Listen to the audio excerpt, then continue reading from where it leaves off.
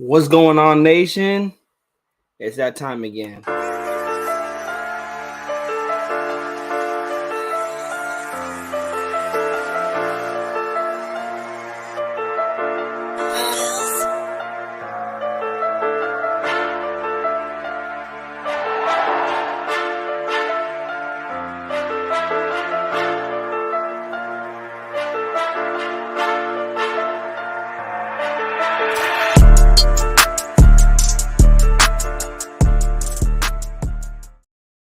What's going on, Raider Nation? Raider Ed back again with the Real Raiders Talk and also position breakdown of the wide receivers and the tight ends today.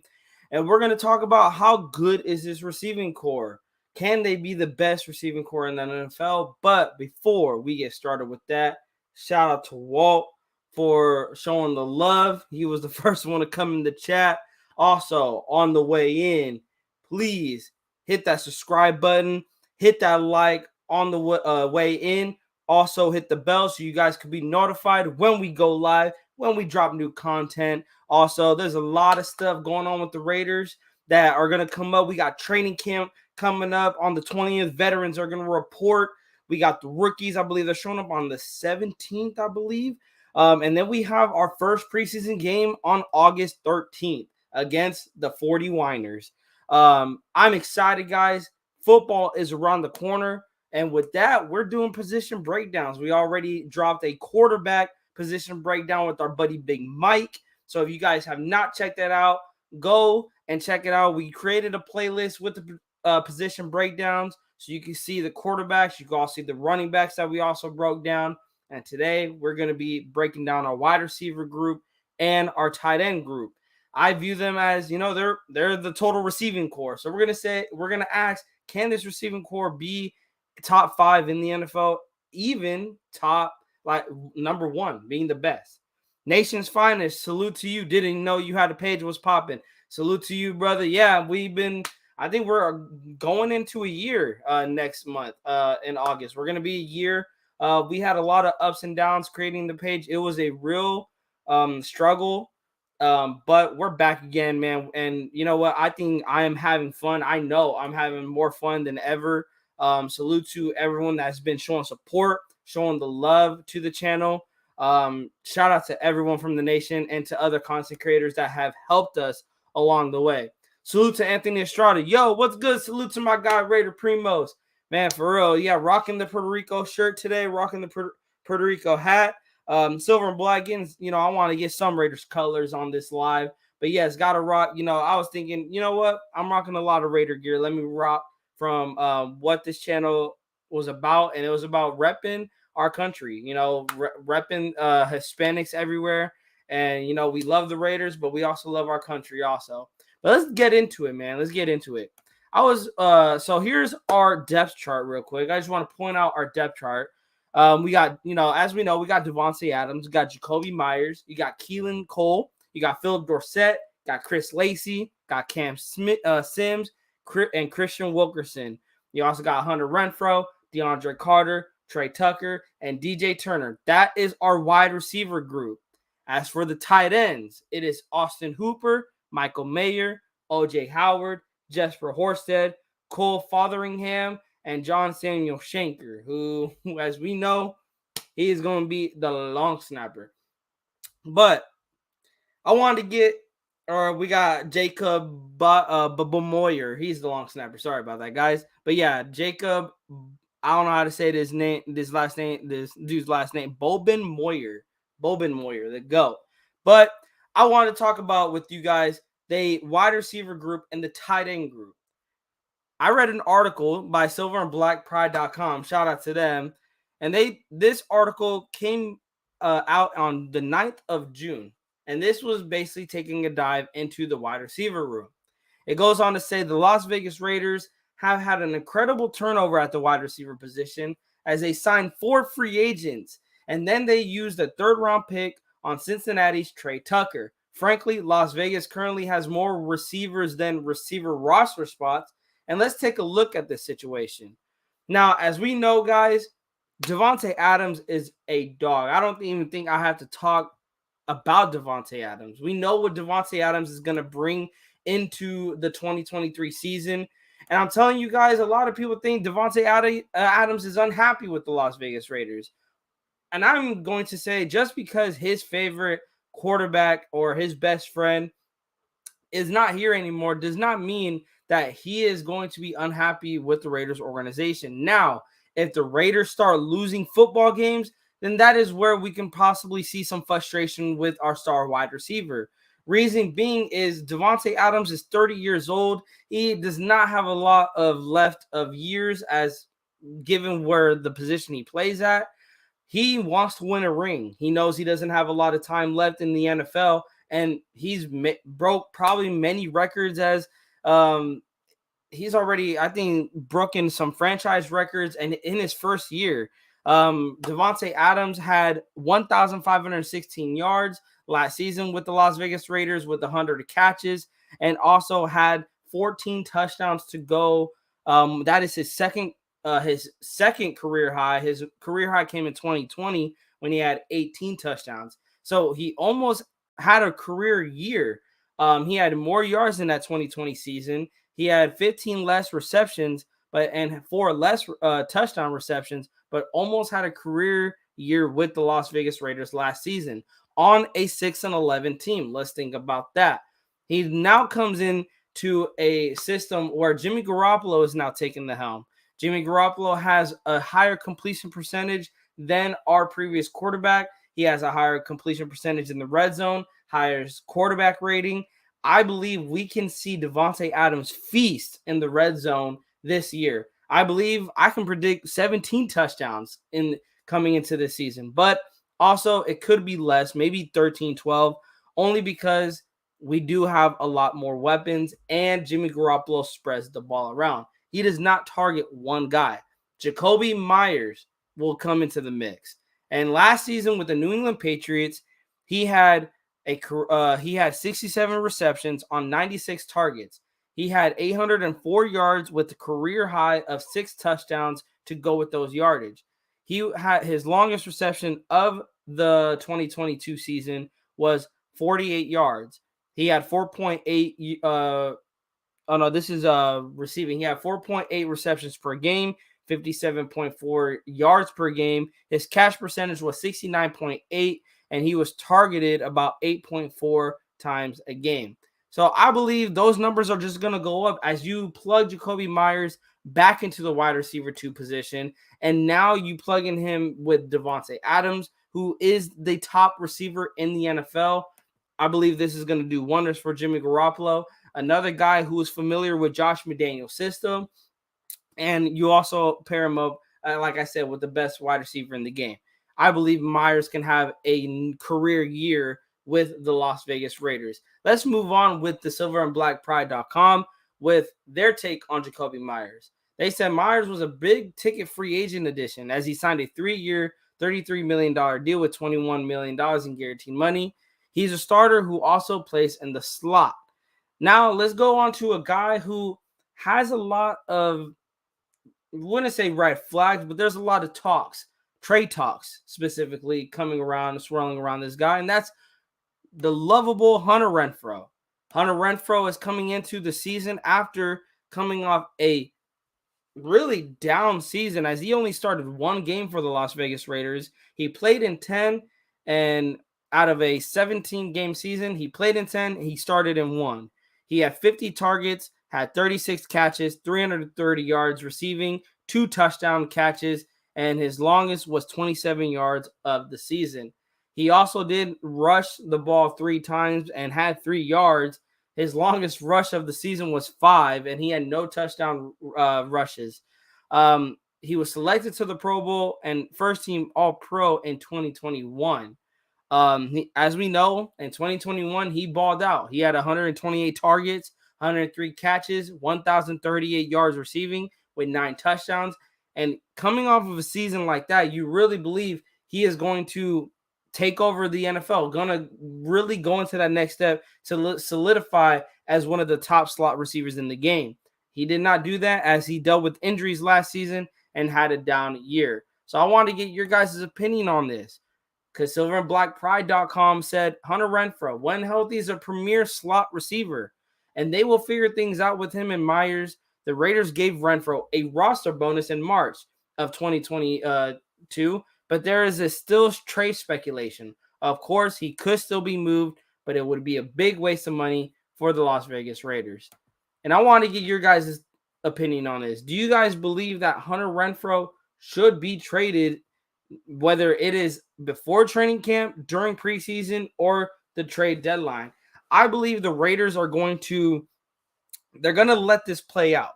They're going to let Renfrow up his trade stock up, his trade value. You're not going to get a third or a fourth for Hunter Renfrow. You're probably going to get a fifth or sixth at best. If Hunter Renfrow comes into next season and he now knows the system and he has a quarterback that is going to spread the wealth around and also is very accurate with the football, I believe Hunter Renfrow could raise his trade value up. It is not looking high right now, as he, like I said, at a highest 6th round, 5th round pick. Hopefully Hunter Renfrow is going to get that trade value up. And maybe if they are still considering to trade him, you trade him for a 1st or a 2nd round pick. Moving on, Raiders offseason 2023, big day for Hunter Renfrow. Philip Dorsett, Cam Sims, and Trey Tucker, and DeAndre Carter. Those are your speed guys. You also add Keelan Cole and DJ Turner to the mix. You know, in conclusion, Silver and Black Pride said this: at least 3 of these guys aren't going to make the 53-man roster. In addition to Turner, I say Cole, Carter, or Dorsett will have their work cut out for them in training camp and in the preseason. And bringing up these 100 overall prospect grade coming into the draft was a 6.11. He's a good backup with the potential to develop into a starter. He's 5'9", weighs at 182 pounds. His 40-yard dash is where we really got excited about. 4.4 seconds runs he is a fast guy. If we're going to sum it up, how do we sum up Trey Tucker? He is fast. His player bio: Tucker was a first-team All-Ohio selection in football and helped Kiowa Hogai Valley Christian Academy win a state title in track as a senior, winning the long jump, 100-meter yard dash, and 4-time 200 relay events. He started once for his home state Bearcats in his true freshman season, playing in all 14 contests. He was 8.99, 12.9 receiving, 23, 50, 5.32, and 23.1 in kick returns. Tucker garnered second-team All-American Athletic Conference honors as a kick returner in 2020, while also contributing in 10 games as a reserve receiver. He again got one start in 2021, increasing his offensive production while still excelling as a kick returner. Tucker started 9 of 12 appearances in 2022, setting career highs with 52 receptions for 672 yards, 12.9 per yard, and 3 scores while returning kicks. Had 9 attempts, 192 yards, 21.3 averaging on kickoffs. He had 3 for 46, 15.3 on punts. The overview: Tucker's slight frame and short arm work against him, but his speed and quickness gives him the ability to recover on all 3 levels. He's going to struggle to make contested catches, whether it's defender or the ground doing the contesting. While he can stretch the field, he might be most effective as a possession target underneath, and gadget option capable of making plays with the ball in his hands. His specific attributes create a higher ceiling but lower floor as a pro. His strength consists of speed by tight men with early acceleration, sets up stop routes and comebacks with hard early drive, and plays with desired level of competitiveness. His weakness is his frame and catch radius are small. He's knocked out of rhythm by route redirection and is overwhelmed by size and contested catches. And he has trouble finishing catches, and his height and his length limits downfield success. I do believe that Trey Tucker is going to be that sneaky X factor in the receiving game. we seen it from Raider Scout. Raider Scout said that the Raiders want to do a lot more motions, a lot of more jet sweeps. To quote him further, he says it right here. The Raiders wanted to run a more concept last season that involved wide receiver motions, bubble screens, and sweeps and running back rush concepts. In doing so, the Raiders also wanted to up their pre-snap motion, where they ranked 11th in the NFL last year, to try and ease up the box for the run game. A crucial aspect of the Raiders shying away from this in 2022 was the lack of any notable speed receivers. The Raiders incision a large share of work in these concepts for DeAndre Carter, Trey Tucker, and if he makes the roster, Phillip Dorsett.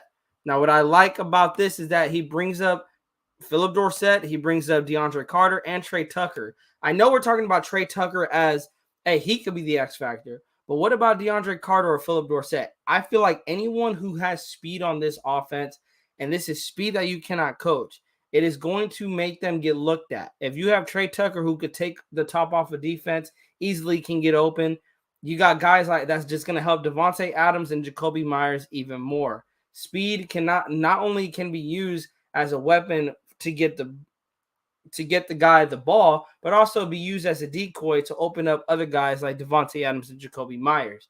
Shout out to Anthony Estrada. He says, no, don't trade Hunter Renfrow. This beast of an offense is shrinking. Waller is gone. We still don't know about JJ, which just leaves Adams. And Anthony, you're absolutely right. We don't know about Josh Jacobs. And if you trade Hunter Renfrow away and then you don't have Josh Jacobs there, you're right. You only have Davante Adams there. You only have Adams. You have Mayer, or you have Jakobi Meyers, yes, but he is a wide receiver 2 for a reason. I know I'm probably hyping him up, but he is a wide receiver 2 for a reason. Phillip Dorsett, Trey Tucker's a rookie, DeAndre Carter. A lot of these guys worked on the special teams, or they were wide receiver 4th or 5th at best.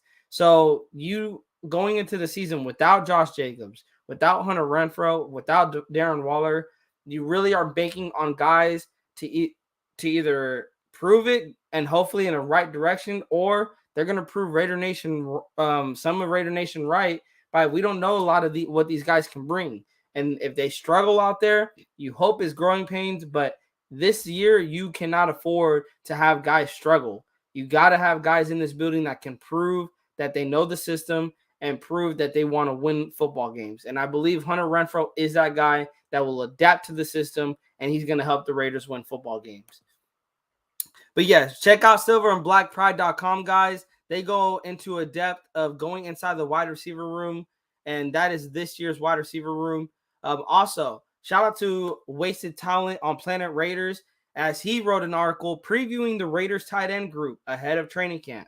So let's get into the tight end group. And this is where I really want to focus on. I didn't want to focus so much onto the wide receiver group, mainly because as long as you got Davante Adams in that mix, that is going to be the best wide receiver core in the NFL. I'm maybe not the number 1, but I believe top 5. They will. Shout out to Orlando Padilla for showing up. Salute to you, man. So yes, let's get into it. Talking about the tight end room, Wasted Talent. He went on to write, despite the significant loss of Darren Waller through the trade with the New York Giants, the Las Vegas Raiders remain optimistic about their tight end position in the upcoming 2023 season. Notably, one of their most impactful moves during the offseason was acquiring the number 100 overall pick in the 2023 NFL Draft, which they wisely utilized to select Trey Tucker from Cincinnati. He went on to say, the addition of both Michael Mayer and Austin Hooper to the Raiders tight end position provides them with a strong and reliable duo. While Darren Waller has been highly productive and Foster Moreau has excelled as a backup, Mayer and Hooper offer a formidable safety net for Jimmy Garoppolo, who is set to take on the starting quarterback role for the Raiders. Mayer, with an exceptional college performance and potential, brings a fresh and dynamic presence to the team. His size and skill set make him a premier target in the passing game, while also being valuable in blocking situations. Hooper, on the other hand, brings experience and proven ability to the position, having had success in his previous stints with the Cleveland Browns and Atlanta Falcons. And I'll bring up his stats from those regimes as Austin Hooper with the Atlanta Falcons. He played with them for 4 years. He played in 59 games, had 28 games started, had 277 targets, 214 catches. He had 2,244 yards receiving and caught 25 touchdowns with the 16 touchdowns with the Atlanta Falcons in 4 years. Before going to Cleveland, he had 131 targets, 84 catches, and 7 touchdowns.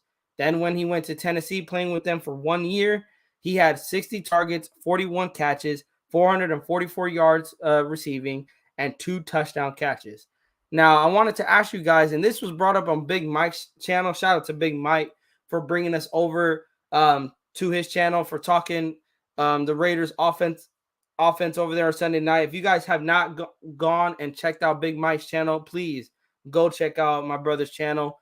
We had a fire show on Sunday night talking about the offense. And I believe we're going to do another one this Sunday night talking about the defense. Got a lot to say. You guys are not going to want to miss that. So go check that out. But we talked about Michael Mayer or Austin Hooper. Who would you guys feel more comfortable going into week 1 starting? And I said Austin Hooper. But I do hope that Michael Mayer ends up taking the starting tight end position as the year goes on.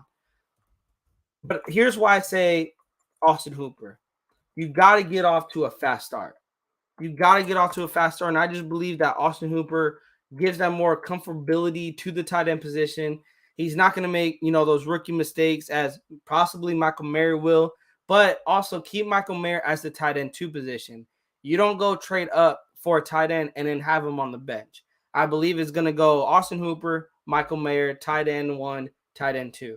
And I believe that the more that Michael Mayer is on the field as a tight end 1, tight end 2, because as we know, Josh McDaniels loves to run those 2 tight end set offenses. So Michael Mayer is going to be on the field. I believe when people hear, oh, he's going to be tight end 2, he's not going to be on, you got to get him that game experience, give him that NFL experience. He will, because Josh McDaniels loves running the 2 tight end sets.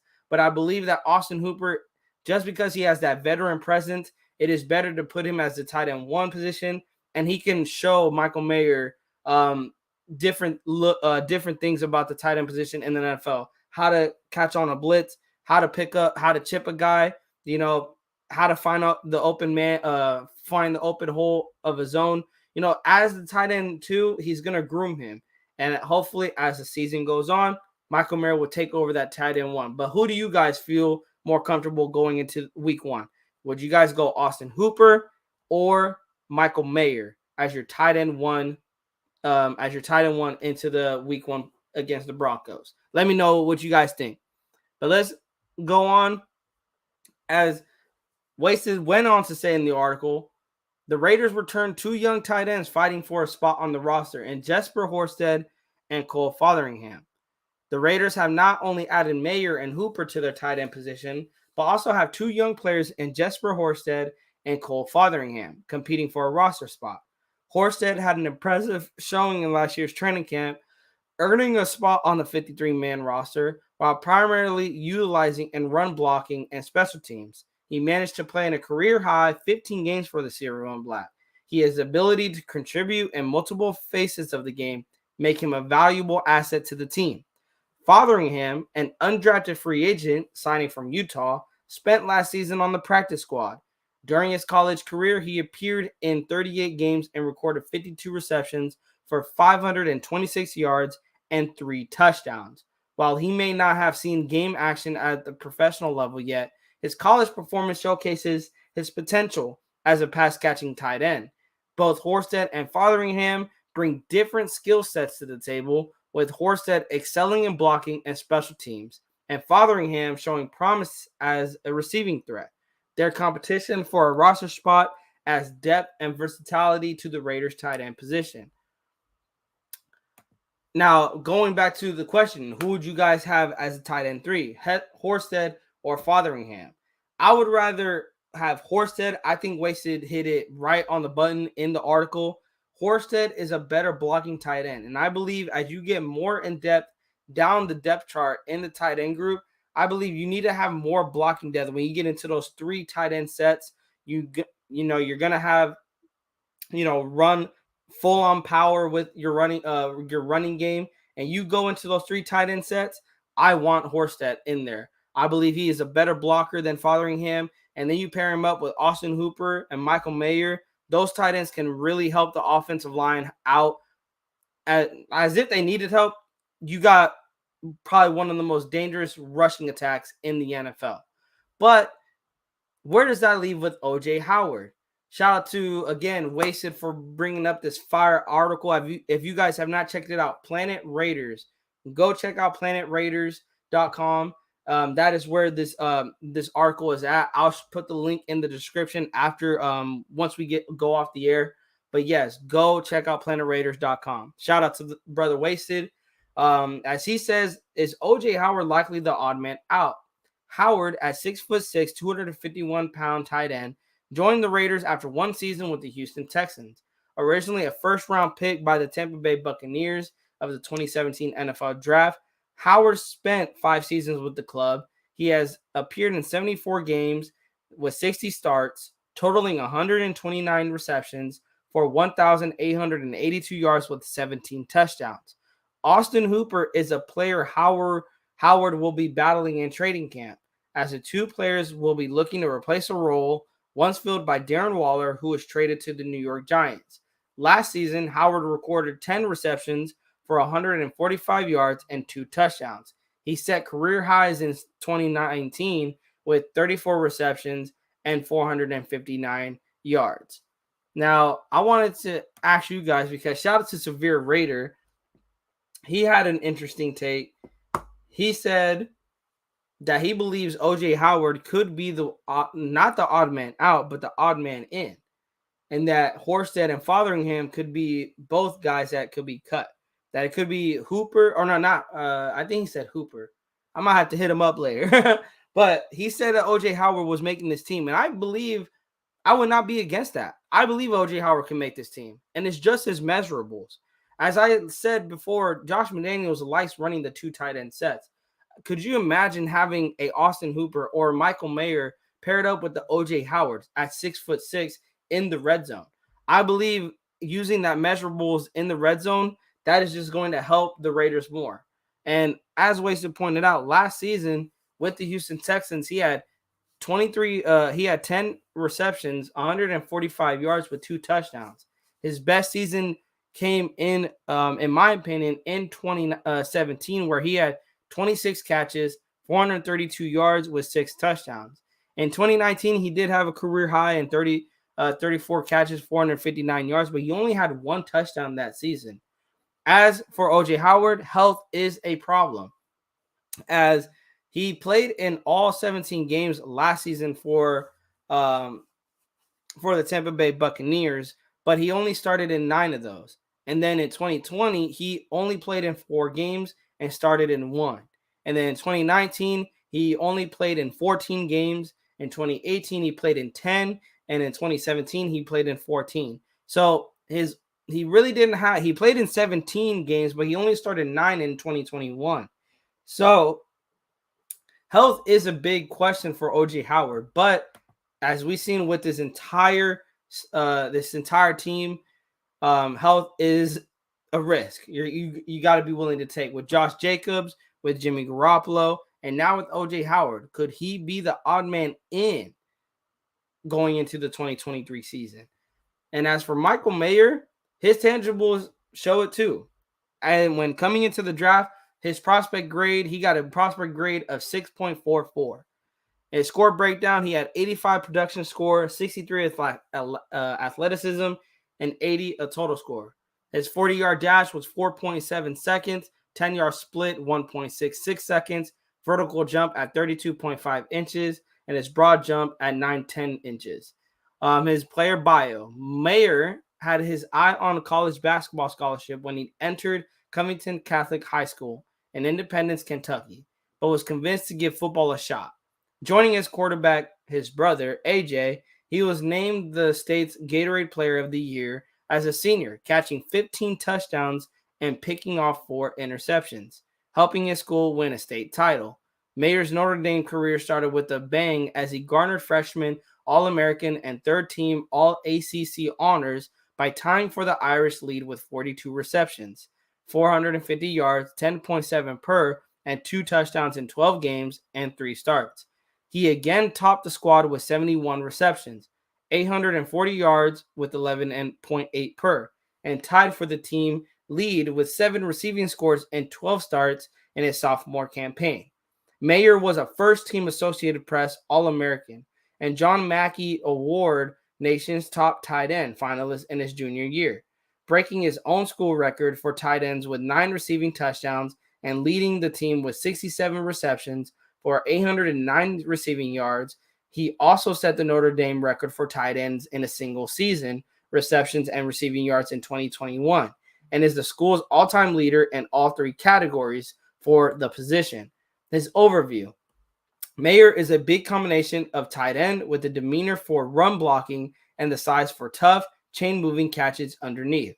Mayer will come into the league with better blocking technique than most tight ends in this year's draft. He's built for inline duty and was an extension of the Notre Dame offensive line at times. His feet are a little heavy getting into and in through his routes, but he has the hand strength and contact balance to win heavily contested catches on the first 2 levels.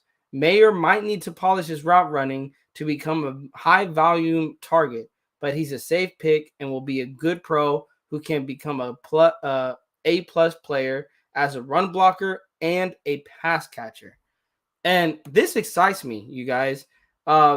This excites me because Michael Mayer got a lot of comparison to a Rob Gronkowski. And one thing Rob Gronkowski was good at was his blocking ability. Now, Michael Mayer coming onto the offensive line as the tight end, his blocking ability is going to become huge for the offensive line to open up holes for guys like Josh Jacobs and guys like Amir Abdullah, for Zamir White. Being a blocker, being a tight end, you have to block in Josh McDaniel's system. And that is why Darren Waller is no longer here. Yes, he had the injuries. Yes, he had the I would say the off the field issues, like taking some shots at the team here and there. But it was that he could not block. He could not be a blocking tight end, which is why they went out and got an Austin Hooper, why they went out and got kept Jesper Horsted, and why they went out and got a Michael Mayer, is because they need blocking on the for the tight end position. Shout out to Manuel Rodriguez for popping into the chat. Hola to you, mi amigo. So yes, we have Michael Mayer broken down. Now, really, you guys, I want to leave. It is a short live. It was going to be a short live today. Not really much news going on with the wide receiver room and the tight end room, but give me your guys' thoughts. I would have to ask you guys this. Will the Raiders have the best wide receiver core in the NFL? And as a whole, from wide receivers to tight ends, will they be the best receiving group in the NFL? Let me know down in the comments below. On the way out, hit that subscribe button if you guys have not already subscribed. We just got over 340. Shout out to the nation. We are getting close to 400. So share the link around. Share the love. We love you guys. We appreciate all the support, man. Yeah, I agree with you, Orlando. Maybe they could be the best.